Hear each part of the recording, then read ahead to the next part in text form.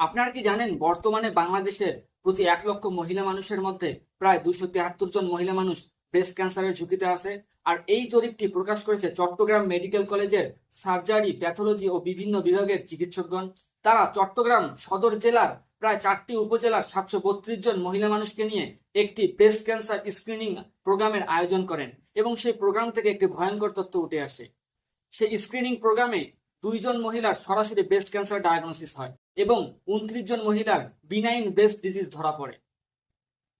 এবং সেই জরিপে দেখা যায় যে সেখানে অবিবাহিতর সংখ্যা ছিল 51 জন এবং বিবাহিতর সংখ্যা ছিল 681 জন, এবং সেই 681 জনের মধ্যে কন্ট্রাসেপটিভ ইউজ করে তাদের সংখ্যা 397 জন, প্রায় 60%।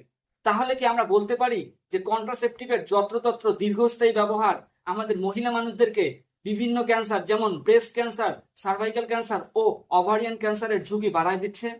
হ্যাঁ, আজকের এই ভিডিওটিতে কন্ট্রাসেপটিভের সমস্ত কিছু এবং oral contraceptive pill, emergency contraceptive pill নিয়ে আপনাদের মনের যত প্রশ্ন আছে সবকিছু উত্তর দেওয়া হয়েছে।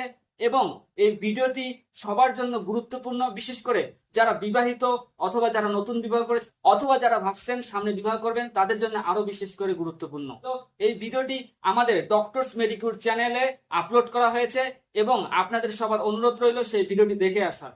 এবং ভিডিওটি যদি ভালো লেগে থাকে তাহলে অবশ্যই সেই ভিডিওটিতে লাইক করবেন, কমেন্ট করবেন এবং শেয়ার করবেন। এবং আমাদের নতুন ভিডিও পেতে অবশ্যই আমাদের ডক্টরস মেডিকেল চ্যানেলটিকে সাবস্ক্রাইব করে আমাদের পাশে থাকবেন। ধন্যবাদ সবাইকে। আসসালামু আলাইকুম ওয়া রাহমাতুল্লাহ।